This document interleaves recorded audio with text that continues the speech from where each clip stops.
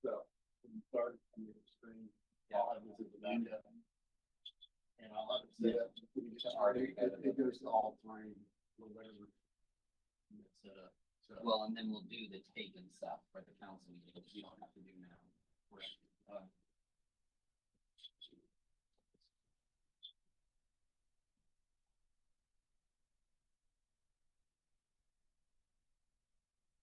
30 seconds, Scott.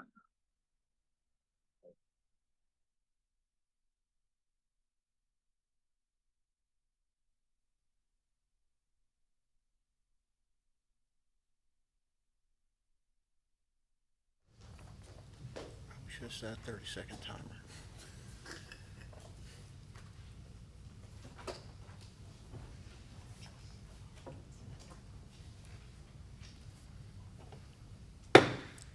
We'll call to order the meeting of the Longview Firemen's Relief and Retirement Fund.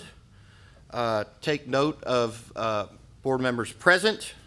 I believe I see in the crowd Steve Pirtle, Ms. Hagenbucher, Mr. McPhee, Mr. Clackley, Will Harrell, and Charles Smith. Did I miss anybody?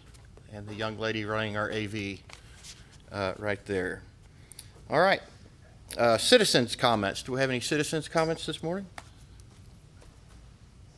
No. If not, we'll move on to presentation. Presentation A is the presentation of the 2024 Actuarial Valuation by Foster & Foster, and I believe we have Lindsay Redman via Zoom to make that presentation for us. Hi, good morning. Can everyone hear me? Yes, ma'am. Okay, perfect. I apologize for the last minute change and not, able to be there in person, but happy to join via Zoom to, kind of go over the 2024 evaluation results. So if you look on page 2 of the presentation, I'm going to wait until that's on the screen. So just kind of, highlighting the main key factors from the valuation. So first, looking at the accrued liability, overall, the total accrued liability increased roughly $6.2 million. So for the 2024 valuation, we're at $140 million. Next, looking at the actuarial value of assets, the fund currently utilizes a 3-year smoothing method. And so any gains or losses are uniformly distributed over a 3-year period. So any gain or loss that was recognized in the previous year, 2/3 of that gain or loss is not yet going to be recognized in this actuarial value of assets amount. So for the 2024 valuation, the actuarial value of assets is $96.3 million, which is roughly a $1.9 million increase compared to the actuarial value of assets from the previous year of $94.4 million. So overall, the unfunded actuarial liability, which is just your accrued liability and subtracting out your actuarial value of assets, we're at $43.7 million, which is roughly a $1.3 million increase, or a $4.3 million increase, from the previous valuation. We did see overall a plan experience loss. There's 2 main primary sources for that loss. The first one, that for, the market value is different from the actuarial value of assets, but for the estimated return on the actuarial value of assets, we are at 5.18% compared to the 7.5% assumption. Most of that is still due to the 2022 loss of $14.1 million on the assets. So now that is fully being recognized, as long as this year we don't really see that significant of a loss, we should see that number kind of be more towards the 7.5% assumption this upcoming year. The other source of loss is the average salary increases. Based on our salary assumption increase rates that we use in the valuation, we would have roughly seen a 4% overall individual salary increase, average salary increase. But for this most recent year, we saw an average salary increase of just over 12%. We have seen this industry wide over the last couple of years, so it's not like the Longview Fire plan is really seeing, different experience from other plans. It's just, with the industry and, inflation the last several years, we have seen higher than average salary increases across the industry. So next, looking at the normal cost rate, for the 2024 valuation, that was at 15.51%. The previous year, it was 16.1%. And basically what this normal cost rate is the normal cost is basically just the cost of benefits that are going to accrue throughout a valuation year.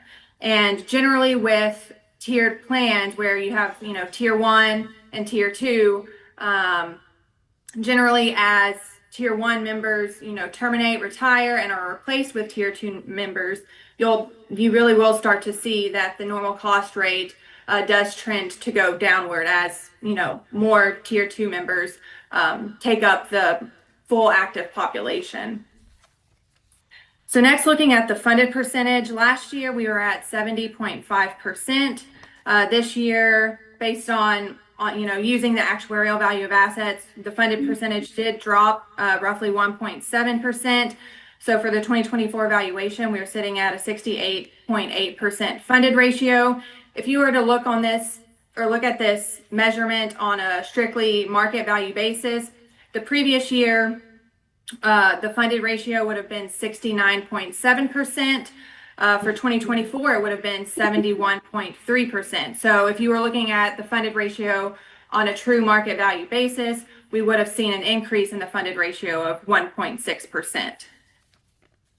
And finally, looking at the amortization period, for the 2024 valuation, we're at 29.6 years compared to 32 years in the previous valuation. Although we did see overall higher salary increases than expected, which obviously increases your liability just because higher benefits are now being expected to be paid in the future whenever, plan participants do retire and start receiving their monthly benefits. The opposite effect kind of happens with the amortization period, because with a higher payroll amount, you have more, even though the percentage of payroll coming in is the same, you actually have, higher than expected, on a dollar basis coming into the funds to, after covering the normal cost. Any excess over that can help pay off, is allocated towards paying off that unfunded liability. And so even though, like I said, salary increases does increase liabilities, it also helps with, the amount of anticipated contributions that are going to be deposited into the fund to help pay off that unfunded liability. And then I do want to point out that the amortization period on a market value basis for the 2024 valuation would actually be 26.6 years. And I'll kind of get into more of the actuarial value versus the market value later on in this presentation. All right, so moving on to page 3 of the presentation. So overall, just going over the contribution rates, the city is currently contributing 12% of payroll. That number is expected to increase to 19% effective July 2047, whenever the pension obligation bond matures. The members, depending on whether they're tier 1 or tier 2, tier 1 members are contributing 17% of payroll, tier 2 members are contributing 15% of payroll. And so next, looking at the actuarially determined contribution benchmark. So this amount really reflects the sum of 2 components. The first one being the normal cost rate, which as shown on the previous slide was 15.51%. And then the other component of that is the unfunded liability payment determined as a percentage of payroll. And so based on the layered amortization table below, for 2024, we added a new base, amortized over 30 years. And so that the 2024 amount for this new base is just under $4 million. And so summing up all of the other amortization payments from previous year's bases, and so that results to $2.7 million, and turning that into a percentage of the covered payroll, that unfunded liability payment is roughly 14.7% of payroll.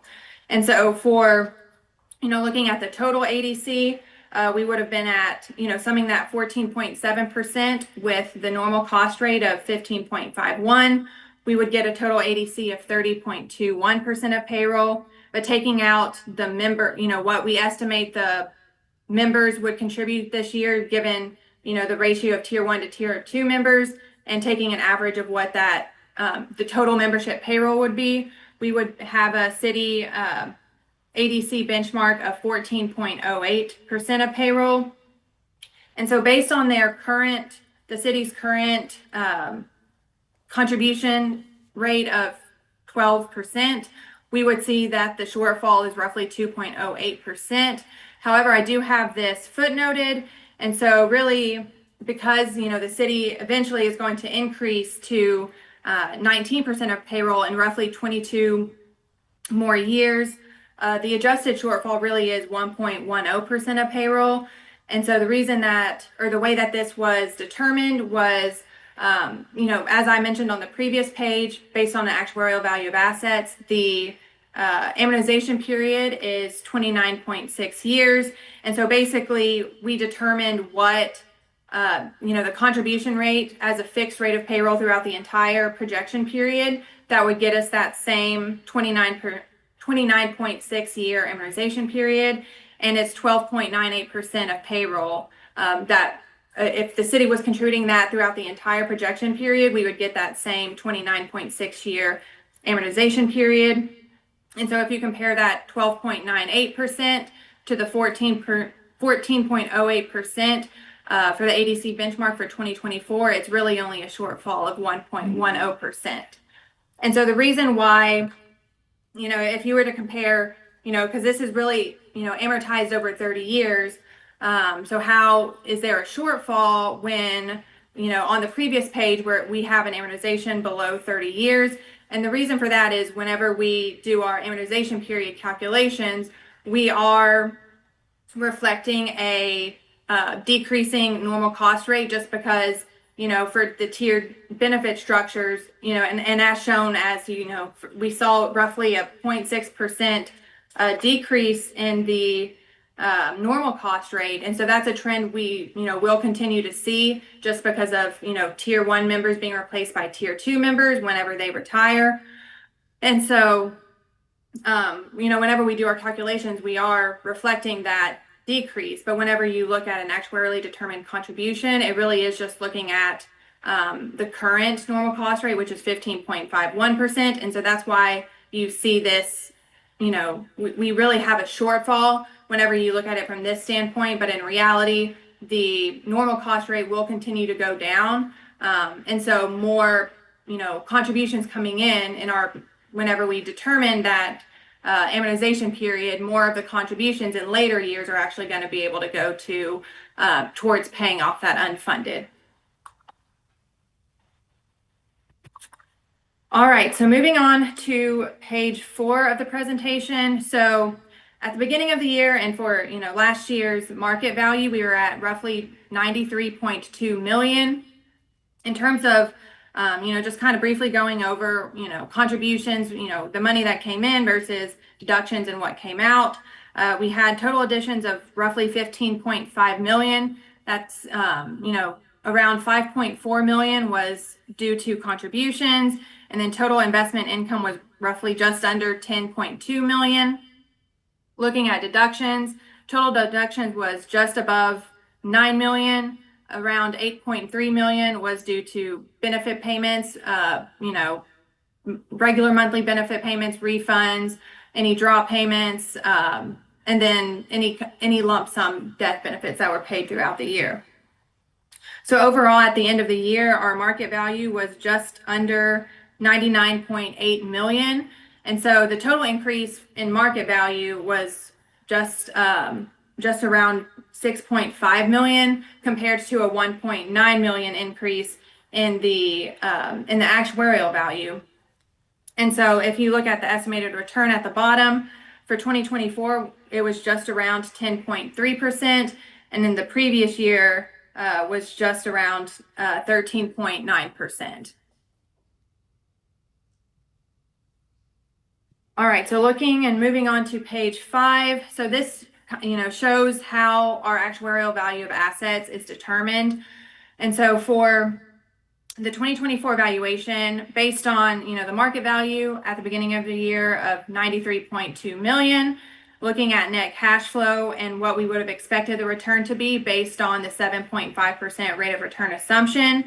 In line item 4, we would have expected the market value to be 97.2 million. However, as shown on the previous page, the actual market value was just under 99.8 million. And so taking the difference between those, in line item 6, we have a roughly $2.56 million gain, and that is, due to the 10.29% rate of return compared to the 7.5% assumption.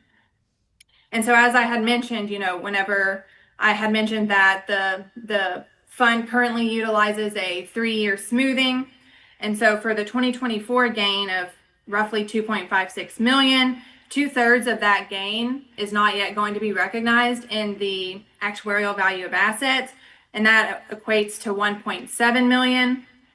For 2023, we also had a gain because of the 13.88% rate of return. And so that gain was roughly 5.33 million. And because that was, for the 2023 gain, that was 2 years ago. So now only 1/3 of that gain is not yet recognized, or roughly 1.8 million.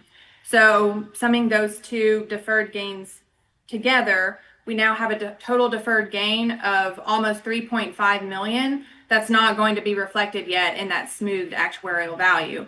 And so that's why, those deferred gains, we now have a market value that's actually higher than the actuarial value, just because, these last 2 years we've had gains, and then, the starting actuarial value in the previous year for the 2023 valuation, that was still reflecting 1/3 of that 2022 loss of almost, roughly 14.1 million.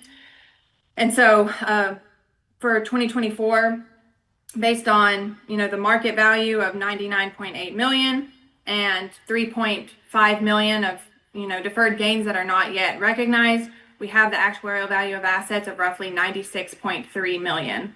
And so for 2024, given that, the rate of, or the total increase in the actuarial value of assets was just around 1.9 million, the estimated rate of return was 5.18%, and that's compared to the 7.5% rate of return. But as I mentioned, if, now that the 2022, loss is now fully recognized, we really should see that number.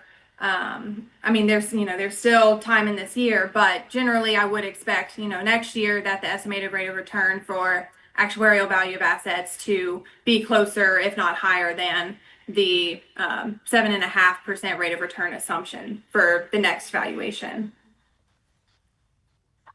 And then finally, looking at page 6, this is just, an overview of the last, I think, 8 valuations and where the market value versus actuarial value and how they compare.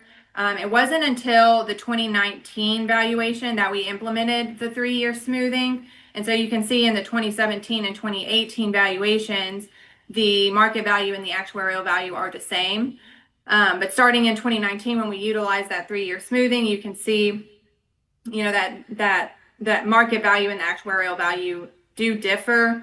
As you can see, between 2021 and 2022, which is when the pension obligation bond was issued and those proceeds were deposited into the fund, we do see a significant increase. But then also in 2022, plan years when we saw, almost a negative 12% rate of return.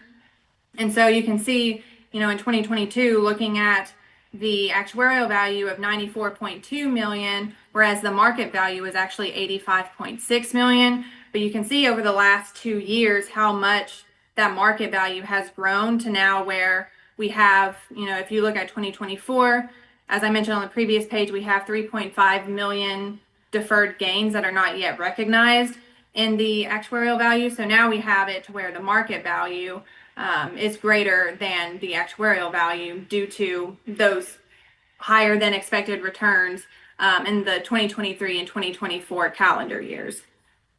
And one other thing I do want to mention, based on this page, is really the only years where we saw negative rates of return or lower than our assumed return was in 2018, where the rate of return was just around 0.3%.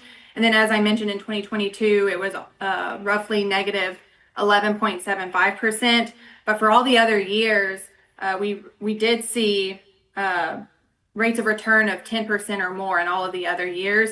So averaging throughout this 8-year period what the fund has seen, our calculations determined that it was roughly 7.57%, which is 7 basis points higher than our current 7.5% assumption.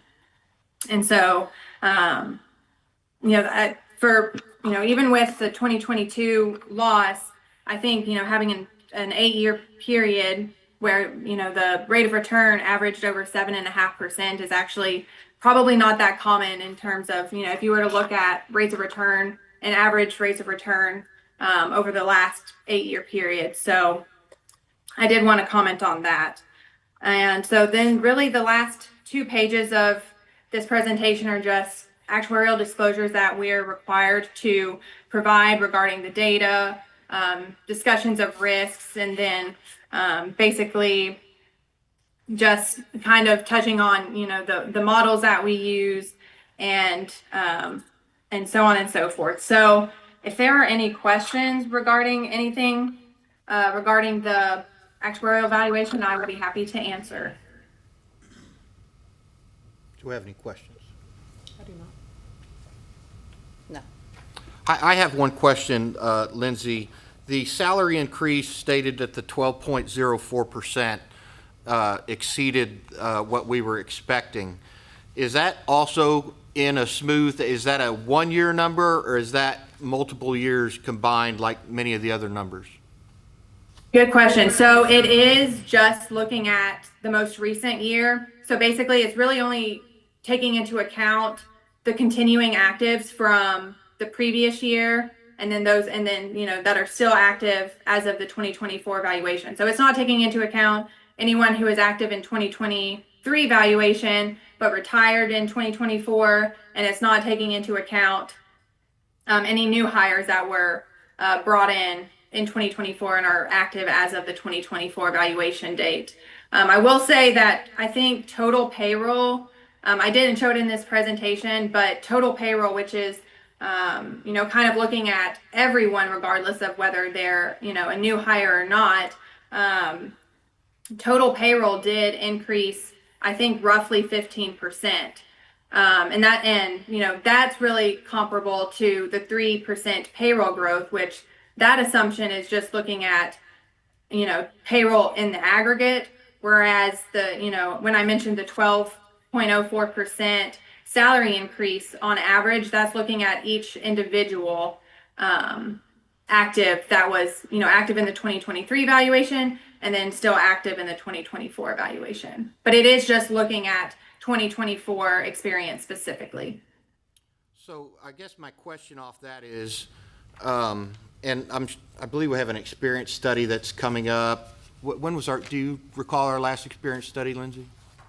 So the last experience study was done in 2019. So the plan is due for one. I know we kind of discussed that last meeting, but we never really fully set on a specific date. But we can kind of, discuss that later, but that is still, in the plan to do another experience study just because the last one was done in 2019. That just seems like one of the matrix that we've always really overshot for my nearly 20 years on the board. And it seems like we want to be conservative in our assumptions, but with a 20-year average of being above it, it certainly seems like a number that maybe we need to adjust in our assumption category to make sure that we're truly measuring the experience we're having. Right. Yeah, I agree. Yes. Any other questions? Lindsay, thank you very much for your presentation. Thank you. All right, we'll move on to presentation of the 2024 year-end audit by Henry and Peters, and I believe we have Tyler Clackley here to make that presentation. Can y'all? Yeah, okay. I was making sure that was on. First of all, thanks for having us. Thanks for letting us do the audit. We always enjoy working with Pam. Makes it a lot easier on our lives, to be honest with you. I'm going to go over two things today. One thing is our communication with governance letter. It's not included on the slides, but there should be a copy in the physical reports up there. It's a 3-page document. It's required for all of our audits that are issued. Some of the big items that we are required to communicate with governance itself is to talk about any type of estimates that are in the plan. So obviously you have your investments that are subject to significant volatility throughout the market. So that's your biggest estimate on the financial statements. There are particularly sensitive disclosures regarding the net pension liability performed with the actuarial valuation by Foster & Foster. So I'll lean on them for the note 5 in our report. We would also use this time to communicate if we had any difficulties or disagreements with management. We obviously did not. Y'all would have heard of that before now. And if there are any corrected or uncorrected misstatements, there are actually no journal entries posted during this audit. Pam kept pretty clean books. We couldn't catch a mistake she made, so kudos to her. And then we also bring up any type of other matters, which would include the management's discussion and analysis and the supplemental schedules that are both unaudited. They are included as part of Government Accounting Standards Board requirements. Those are in the report, but those are unaudited sections, so that's something we bring to your attention as well. Moving into the actual report itself, so we'll move into the opinion letter. So the opinion letter, as you'll remember, they have moved the opinion up to the top. You don't have to dive into the language anymore. So it is in those first 2 paragraphs. We did have a clean opinion for the audit.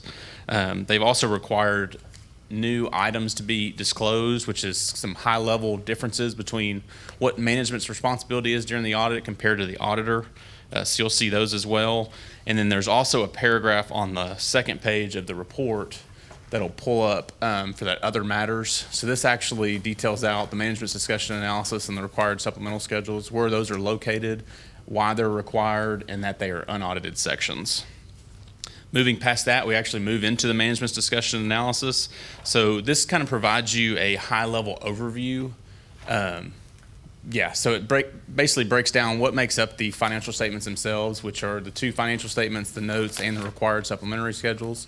This also gives you a very detailed breakdown of what makes up each footnote. So you can kind of use this as a table of content between the notes just to be able to find exactly what you're looking for if you are looking for any of the disclosures. And this also shows you which required supplementary schedules. Some plans are different, whether contributions are actuarially determined or not. So that does require an extra schedule of contributions if they are actuarially determined. So those would be here if that was required. This also provides you a financial highlight overview. I'm not going to go into too much depth here, but it's a high-level oversight of both your balance sheet and your income statement for 2023 and 2024 as comparative.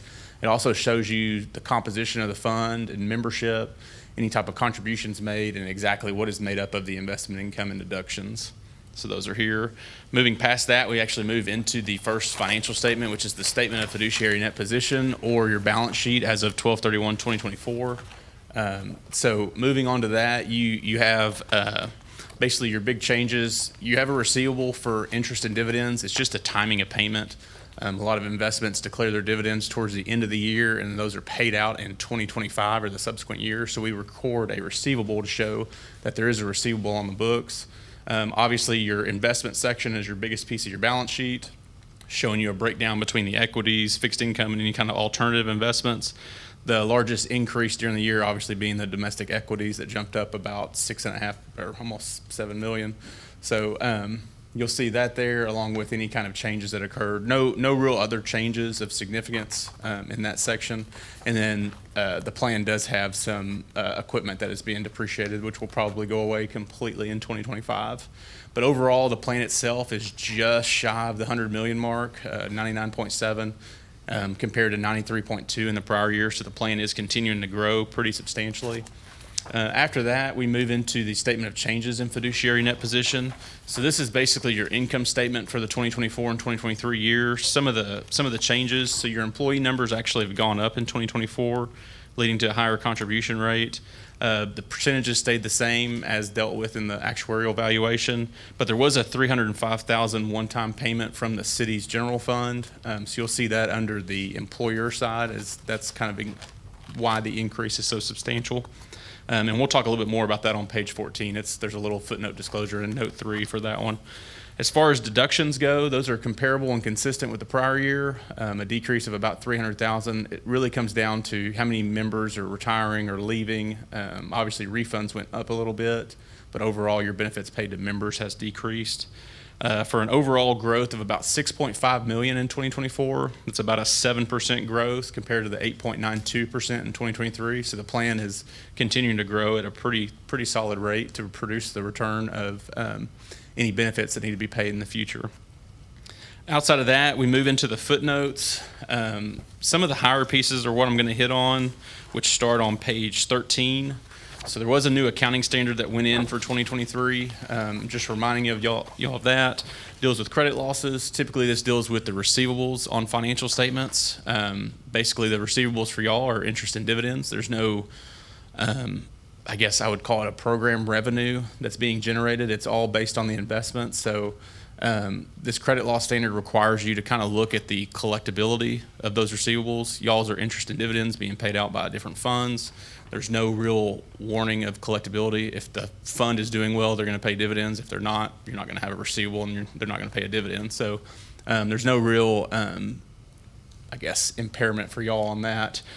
Moving into note 3, which is page 14, this kind of provides you the contribution breakdown. There is a sentence in there talking about the $305,000 that was a one-time contribution during 2024, and a breakdown of exactly the members and employer contributions and their rates. That page also starts note 4, which is the investments, which is one of the bigger footnotes. You have your fair value table that breaks down the different investments, and those are all level 1 investments outside of the alternative investments. And then you also have some of the PRB disclosures in here that are required with investment management and investment managers. So those funds are listed on page 16. Then the PRB also required the footnote on on page 17 that requires the management fees paid from the return along with management fees netted from returns. So we can look at investment statements and see exactly what's paid out for various investments, but there are investments in the plan, which every plan's in, where your fees are actually netted from the returns you receive. And so the PRB wanted a more transparent look at this. So we do basically a rough calculation of a reclassification where we record the dividend income that would have been there and the dividend expense that would have been there. That's been netted. So there's no effect on net income itself, but that is what this table is showing you in that column of fees paid from plan and fees paid from returns. And of course, as the plan continues to do better and investment values continue to grow, you would expect those those expenses to increase as the plan continues to grow, since a lot of those are based off the market value of the prior year. Moving to note 5, this is actually all the actuarial assumptions. So these came from the GASB 67 report provided by Foster & Foster. So I will push all that to them and everything that was just discussed by Lindsay. Outside of that, the rest of the footnotes are pretty much the same. There's a tax footnote along with the required supplementary schedules. There's some risks and uncertainty in the plan, which is what part of every plan is. Investments are subject to volatility and fluctuation. And outside of that, the back of the report has some required supplementary schedules. Most of these come from that GASB 67 report as well. There is a investment expense and administrative expense breakdown on page 25 that we pull together based on expenses paid out of the fund and what buckets those fall into. These total numbers for total investment expenses and total administrative expenses will tie back to the numbers that are on your income statement. And outside of that, that's kind of the full report itself. Does anybody have any questions? I know I went through that kind of quick. I have a question. Yes, ma'am. So I was looking on the footnote that you said on page 14, where it was the one-time 305 contribution. Yes. And so I looked back at 2023, and we did that as well. So is that a yearly thing for the one-time contribution? Because that's also on top of what we contribute every 2 weeks, correct? Yes, that was just in 2024. I didn't have anything for 2023 as far as a one-time Well, I'm payment. looking at something else from the Texas Review Pension Board, and it was in 2023 as well, that we did 305,000 contribution Really? one time. Okay. Mhm. Yeah, I don't have anything in my notes on that one. I just believe showed- that might be an error on their website. There Yeah. was only a one-time contribution of that. The only other ones I've had would have been the pension obligation bonds that were sent in. And that was Well, the my question 40 would be, so you're saying that you feel like this was the first time Yes. that has happened? Yes, ma'am. Yeah, I think it was due to the actuarial study and seeing that it was a little bit under what the unfunded piece was, so the city felt like that was a good enough catch-up to get, because I believe the amortization period had to get under 30 years, I believe. So that was affecting the 2023 evaluation, that contribution? But it happened in 2024. So you're saying on this one that you just read, it was affecting the 23, so like, we're looking at the 24 study right now. So that one was affecting last year's study, which was the 2023. So you're saying these study. go together? Ma'am? Are you saying these two go together? Yes, that 305,000, I believe it was, affected the 2023 study. The initial projection was that we were going to be slightly above the measurement corridor that we're required to be. I believe, and Angela might comment better to this, we were able to look and see, we had several vacancies during that year, that there was a budget to contribute for those vacancies that weren't there, based off the salaries that would have been paid to the employees had they been in part of the fire department. So they were able to transfer that money and move the fund. We were so close to the line that they were able to literally just make that single contribution and get us back in between the high and the low that's required by the PRB. Okay. Stated that right, and the actuary study is a year behind, so we made the payment in 2024 for the 2023 actuarial study. Okay, thank you. Any other questions? Tyler, Thank thank you. you very much, sir. I Thank you. appreciate it. All right, on to presentation C, the presentation of the second quarter pension performance. We have Will Harrell and Charles Smith with Robert Harrell, Inc. Thank you, Mr. Chairman. It's great to be back with everyone. I have officially joined the Glasses Club. All right. As always, we'll jump right into the economic commentary. All of the data that we'll discuss today, other than the update, will be as of June 30, 2025. So after gaining 26% in 2023 and 25% in 2024, the S&P index fell 4.27% in the first quarter on tariff fears, only to rebound 11% in Q2 for a year-to-date return of 6.27% by June 30. As of 6/30/2025, the total return of the S&P was 15% for the trailing one-year period, 19% per year for the last 3 years, and 16.6% per year for the last 5 years. And of course, that 3-year number includes 2022 when the index was off 18.55%, and the 5-year number includes 2022 and COVID in 2020. Small cap stocks were up 11.5% in 24, down 1.8% year to date. Let me try these glasses. And expect to rally on lower regulation, increased onshoring, and lower interest rates. After finishing 24 up just 1.25%, the bond index finished the first half of the year up 4%. June inflation rate came in at 2.7%, which is up 30 basis points from May. And recently we got the PPI, the producer price index, and was up 3.3%, which spooked the markets a bit and really put the promise of a lower interest rates in jeopardy. But the jobs report probably sealed that deal, which I'll get into momentarily. The U.S. debt has eclipsed $37 trillion, and it must refinance $9 trillion in 2025. The prior administration, much of the debt that they raised, much of the money they raised with debt was short-term. So that is coming around. To provide some context on that 37 trillion, the total wealth in the United States is 170 trillion. The annual global GDP is 110 trillion.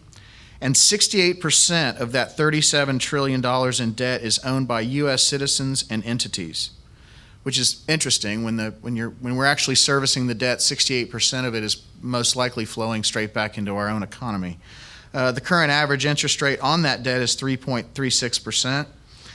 Why haven't tariffs caused inflation? We get that question a lot, so I figured I'd just put it in the economic commentary. For one is most of them that have been threatened haven't really been implemented. But when you look historically at tariffs that have always been there, the answer is because once a foreign industry is tariffed, in many cases the foreign government begins to subsidize that industry to support shrinking margins. The exporter of the product in turn lowers their profit margins to remain competitive. The importer in turn lowers their profit margins to remain competitive as well. So there's a bit of absorption that occurs prior to the retail prices being affected. The Fed lowered short-term interest rates. This was in last quarters, but I thought it's still very relevant. I thought I'd just keep it. 5.25% to 4.25 in 24, and the yield on the 10-year Treasury note rose 1%. The 10-year yield ended the year at 4.57% and fell in the second quarter to 4.26. At the moment, it's rolling at about a 4.33% yield, having been issued at $100 at 4.2% coupon. It's trading at a bit of a discount right now, which is why that yield is above the 4.25%. Real GDP grew by 3.1% in the third quarter and 2.4% in the fourth quarter of 24, and then contracted 50 basis points in the first quarter due to heavy imports from China ahead of expected tariffs. Imports are a negative to our GDP, and when so many companies front run or try to run ahead of the tariffs and import much of their goods from overseas, that was a negative to GDP. It wasn't as though consumer spending or capital spending by businesses fell off a cliff, which is kind of interesting because the second quarter came in at 3%. And you can only assume that the front loading of all those imports had the opposite effect in the second quarter. So we really won't have a good beat on GDP, I don't think, until the third quarter, until that all kind of shakes out. And the long-term average is 3.19%. Current unemployment rate stayed steady at 4.2% through May, and it's remained, I believe, at 4.3% now. But as I mentioned, there was a revision of the last 3 months of 258,000 jobs a couple of weeks ago, and it was, the Bureau of Labor Statistics chief got fired in public and was replaced by what I'm happy to report is a very bright young economist by the name of E.J. Antoni. Very smart, straight shooter, not a government type of, he's been a private sector, well-known, honest, reputable statistician for years and should do as good a job as anyone can. Clients are fully invested, diversified, and rebalanced diligently. As a reminder, the portfolio was rebalanced in the middle of June and will be rebalanced again in the middle of December. Just a little recap, the S&P was up 10.94% for the quarter, up 15% for the trailing year. The bond index was up 1.2% for the quarter and up 6% for the trailing year. International stocks were up 12% for the quarter and up 18% for the trailing year. Emerging markets, think BRICS, Brazil, Russia, India, China, up 12% for the quarter and up 16% for the trailing year. And oil closed the quarter at $65 a barrel, down 9.2% from 71 at the end of 24. And I believe it's trading at about $63 a barrel. Is that right, Charles? $63 today. If there are any questions, I'm happy to answer them on the economic commentary. Hearing none, I will jump right into the report. All right, so page 1 on the report. Thank you so much, Marina. Next page. Thank you. Page 1 of the report is the balance sheet as of June 30. The total was $103,344,625.36. The update, which you have as a single page handout before you, is the current number or market value as of yesterday, $104,854,513.23. The portfolio at the end of the quarter was up 5.24% net of all fees for the year. With this additional market value increase, you're up another 2%. So you could ballpark it, estimated at about 7.25% for the year through the middle of August. Page 2 is a graphic representation of the prior page. Page 3 is the asset allocation by asset class. It's 43% domestic equity, 9% international equity, 4% real estate, 5% emerging markets, 31% fixed income, and 6% alts with 2% cash. And while I've got you, Pam, how's that cash level looking for the update? Is that, we don't have any big drops or anything coming around the corner that's, okay, great. All right. Page 4 is the beginning of our unit value schedule going back to 2011. Portfolio value was, say, $43 million. On through the years, page 6 is clearly an interesting page for this group. We can see that the first quarter of 22 was down 5.3%. The second quarter was down 10.5%. And the third quarter was down 5.15%. However, during the third quarter, rather it straddled the second and third quarter. In June, July, and August of that year was when the pension obligation bond money was raised. I believe it was roughly $46 million that was deposited into the pension fund. The market was off by, we were down in correction. We were beyond correction territory. We were nearly in bear market territory. And we went ahead and invested that money in tranches of thirds. So we did $16.666 million in June, in July, and in August. And as a result of that, we track the pension obligation bond money separately as well as we do the total pension. And so that was almost exactly 3 years ago. Actually, it was 3 years ago. That money is up cumulatively 30% over that 3-year period for an average of about 10% per year on the bond money from the moment it was invested. All right. Page 23 on page 7. I'm sorry, year 2023 on page 7, up 13.8%. You can see that CPI was finally starting to cool off. In fact, if you jump back to page 6, I'd like to point out that the 2022 was such a rough year for the pension, not just because the pension was down 14.76% for the year, but if you look in the CPI column, inflation was up 6.5%. And of course, you've got a 7.5% target rate of return. You have a 3% inflation assumption, and you have a 4.5% net target. So net of fees, net of flows, and net of inflation. In 2022, the poor actuary got a negative 20.54 when that target is 4.5%.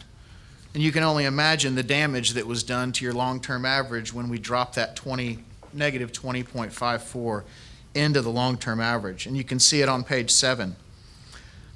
For the year, you can, first quarter, second quarter, there's your 5.2%. Net cash flows from 2011 all the way to 2025, all the money that's come into the pension fund versus all the money that's gone out. There have been $15 million in distributions. In additions, contributions. Over that 14.5-year annualized growth rate, 5.13%. The inflation experience has been 2.65%. And so that net is 2.39%. When we were hired at the end of 2017, that 239 was 0.14. And it was 3.6 before 2022 at the end of 21. So we feel like we can dig ourselves back out of that actuarial hole, if you will. And we need to get that number from 2.4 back to 4.5, where it belongs. Otherwise, the investments just aren't doing their job as far as the pension's concerned. The next page is the executive summary. The total plan at the top in a balanced peer group. So 20 on the 5-year means you are top quartile. So 1 would be the best and 99th would be the worst. So over the last 5 years, you've performed 8.64% net of all fees. That is in the 20th percentile ranking. On the 3-year, it's 9.96% per year. That's that 10% that I was referring to for the trailing 3-year. It just happens to line up with the POB at the moment. 46th percentile, and the 1 year you're up 11%. That's June 30 of 24 through June 30 of 25, and that is in the top third. Looking at the individual managers, we spend most of our time on that 3-year return or alpha and rank, simply because the 1 year tends to jump around quite a bit, and good managers will do things at times that make themselves look silly, but will turn out in the long run. Loomis sales, that second percentile ranking means that on a risk-adjusted basis, it's outperforming 98% of its peers. That 2.19 is not Loomis sales return. That is their alpha, so that is the quantifying of their stock selection skill.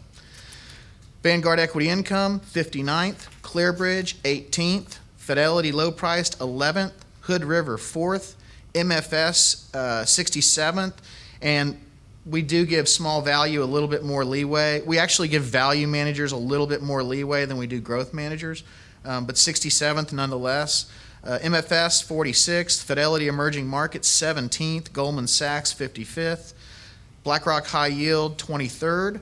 The senior loan ETF, the floating rate bond fund, is 6th, so outperforming 94% of its peers, with a current yield, I believe, of 6.94%. I know we were talking about Forbix last time and 11% versus the floating rate there at about 7. The next page, on page 9, you'll see at the top it says return and rank. These are the funds or managers that do not lend themselves to a risk adjustment, like index funds or bond managers whose R-squared is too low for that fit to be good enough for the risk adjustment in a particular market, and then the hedge funds. So just going down the list, Vanguard Large Cap Core, 25th, Mid Cap Growth, 14th, Mid Cap Core, 15th, Small Core, 43rd. Interesting about Small Core, since April 8th, S&P 500 is up 27% since the bottom after the tariffs were announced, and then he announced the pause. Small caps are up 26% from that same point in time. And when there was just a hint of a rate decrease the other day, small caps jumped 3% in a day. That's probably the most interesting part of the domestic equity market in our estimation. The REIT, 16th, the Guggenheim, here's your bond managers, 13th, PGIM, 14th. Those are two very complementary bond managers, meaning they are allocated differently from one another, but they both do a very good job in their respective peer groups. And then Global Bonds, 17th, Millennium, 5th, and Magnitude, 6th. So as far as the managers go, we don't even have anybody on the watch list, which is pretty rare for a group of 16 managers. And then on page 10 is your long-term return versus your custom benchmark. And the custom benchmark is literally just that first pie you saw of all of your indices. So the total fund is net, and the custom benchmark is gross. There are roughly 75 basis points worth of fees inside the pension fund. That's all investment-related fees, administration, actuary, attorney, auditor, your consultant, custodial fees, any trading fees. Those have all been netted out of these numbers. So if you go back, let's just 7 years, 8 years, 10 years, 5.88 versus a 5.94. So that is indeed net of fees outperforming. 7 years is clearly outperforming. 5 years is clearly outperforming, 8.6 to 7.15. 3 years, a 9.96 versus a 9.99. 11.01 versus a 10.65 for the 1 year. And year to date, the fund is up 5.24%, and your custom benchmark's up 5.28%. So net of fees, you're still way ahead of your benchmark. And I think this is a really fascinating page, page 11, and I promise I'll stop. But if you go back, you go back 10 years, and 10 years ago, the fund was allocated differently and wasn't quite as efficient as it could be. We made some pretty radical changes about 7.5 years ago, and you can see the Longview total fund rank 46th, 20th on the 5-year, 45th on the 3-year, 31st on the 1-year. And then you see it dip to the 71st. But what's fascinating is so did your custom benchmark. So not only did the portfolio dip to the 71st percentile, but so did your custom benchmark. What that tells me is that something inside of your portfolio is currently out of favor. If the custom benchmark were at 20th percentile and Longview net was at 80th, I would know we have a manager problem, not an allocation problem. But what this tells me is that currently, not long-term, but currently there's something inside your portfolio that's out of favor. And thus you can see the dip in not only the fund, but the benchmark. And what is it? It's small caps for the first half of the year. They have been outstripped, particularly through April, by large caps. The Mag 7, a handful of large cap tech names have did dominate the market for the first portion of the year. And so that's what you're seeing there is your small caps out of favor. It's not much, but I think it's interesting. Mr. Chairman, we don't have any recommendations for changes. Our administrator tells me cash levels are good, so there won't be any trades to raise cash. We will rebalance the portfolio in the middle of December, as always, which basically means that every single investment has a target weight, and whether they're above it or below it at that moment, we will make the trade to get them back into line to manage that risk for whatever 2027 or 2026 brings, which I couldn't possibly predict. I couldn't have predicted this year, and I have no idea what will happen next.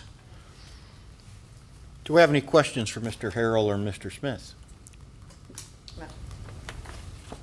No? All right.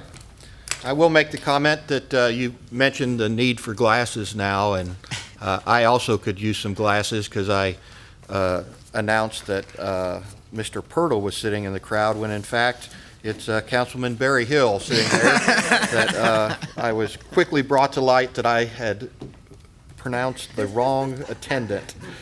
All right. If no questions for them, we'll move on to action items. Thank you, Mr. Harrell. All right. Action item A, review and motion regarding the second quarter pension performance. Make a motion to accept. Second. A motion second to accept the second quarter pension performance report. Any discussion? If not, all in favor say aye. Aye. Anyone opposed? Motion carries. With no recommended trades, we could strike action item B from the agenda. Action item C, review and motion accepting the 2024 actuarial valuation. Move to approve. Second. Got a motion and second to approve the 2024 actuarial valuation. Any discussion? If not, all in favor say aye. Aye. Anyone opposed? Motion carries. Action item C, review and motion accepting the 2024 financial audit as presented by Henry and Peters. I'll move to approve. Second. Motion and second to approve the financial audit. Any discussion? If not, all in favor say aye. Aye. Aye. Anyone opposed? Motion carries. All right, action item E, review and motion regarding the reconciliation for the month of July 2025 for the Moody checking account, Moody disbursement, and Morgan Stanley Smith Barney omnibus.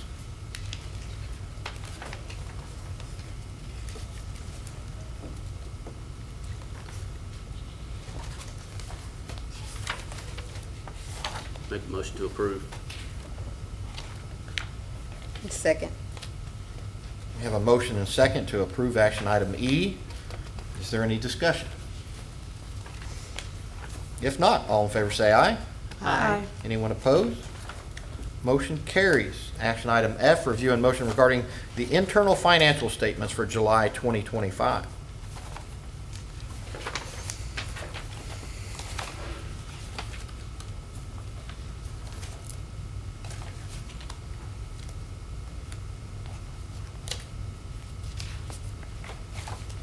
Motion to approve. Second. We have a motion and a second to approve the action item of the internal financial statements. Is there any discussion? If not, all in favor say aye. Aye. Anyone opposed? Motion carries. Action item G, review a motion regarding the minutes for the July 2025 meeting. Motion to approve. Second. Motion and second to approve the minutes for July 2025 meeting. Any discussion? If not, all in favor say aye. Aye. Anyone opposed? Motion carries. Action item H and I, refund of contributions to firefighter, fire apprentice Pope and fire apprentice Romaneco due to separation. They should be in your benefit request tab, and I will make the motion since I actually approved both those benefits. Second.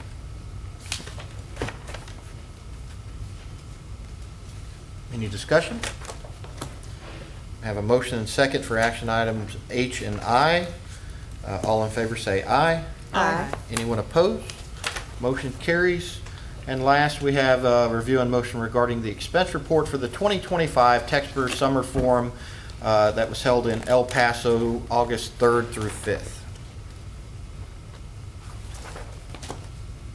Move to approve. Second. All right, we have a motion and second to approve the expense report for the 2025 Texper Summer Forum. Any discussion?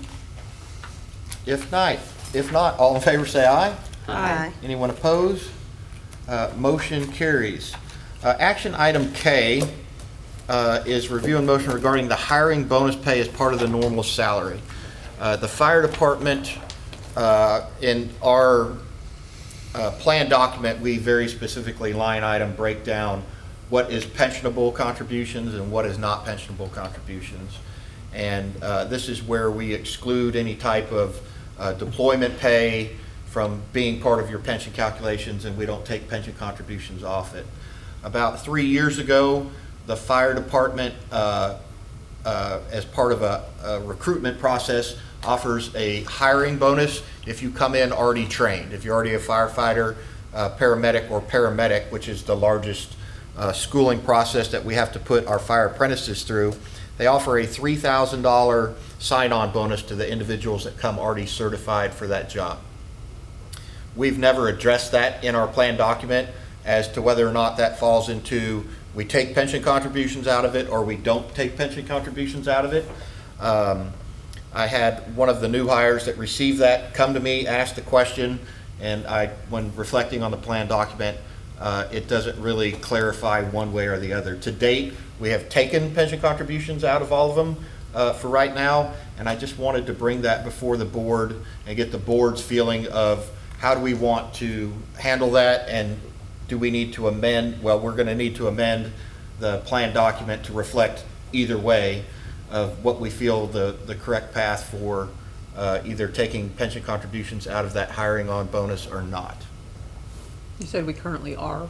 even though it's We not- have historically in TMRS, in meeting with the HR department, I think anything that pretty much comes through your paycheck gets contributions taken out of it. So they use that same guideline in moving forward on this. And this is just something that we just, I guess, overlooked in the sense that we didn't realize it wasn't specifically listed out in our plan document when that was added about 3 years ago. Is it pretty standard for other departments? Do you know? I do not have that. I would have to do some research to find that out. And it was reported as salary for the actuarial studies as part of that. Yes.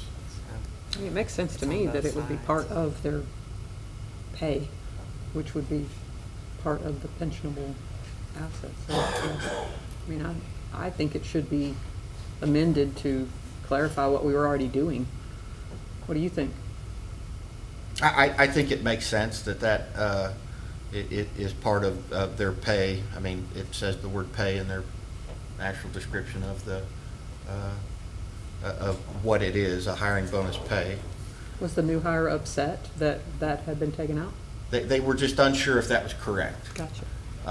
And I didn't have an answer. I said, let me go to the plan document and look it up. And when I did, it didn't have an answer. So I felt it was in our best interest to create the correct answer and make sure that it's reflected.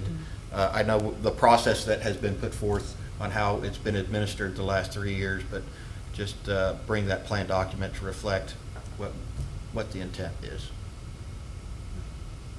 I mean, I think if it's considered pay, then I think it should be up for, pension, so it's part of their salary. I'll make a motion, we amend the plan document to reflect that the bonus pay is part of their salary. And is that what we're looking for here? Yes, ma'am. Yeah. I'll make a motion that we do that. Second. Got a motion and second. Do we have any discussion? If not, all in favor say aye. Aye. Anyone opposed? Motion carries. Discussion, moving on to discussion items, discussion of upcoming retirements. I'm not aware of any new ones other than ones that have been presented in the past. I'm not. I believe we have one captain leaving and then the fire marshal leaving, both late September, early October-ish at that point. Upcoming conferences, the Telfra Annual Conference will be held in Abilene October 5th through 8th. Please get with Pam so she can make your reservations if you want to go. I do want to say, Ms. Moore, I have scoured for this. I actually have a phone call in to the PRB, and I think there is a possibility they want to be flexible in how they do it, is that if we show that the in-person class coming up in 2026 would be the class that you would attend, and that would be in your 1 year window, even though it doesn't fall in line with the current guidelines. I'm requesting for them to allow you to attend and that qualify as your core curriculum, and because there really isn't availability for core curriculum other than the online. And I 100% agree with you. I get much more out of an in-person training than I do out of sitting in front of a computer, especially for that length of time. As soon as I have a clarified answer from that director, I'll let you know. But yes, I have the class in Florida was not being offered between now and the end of the year.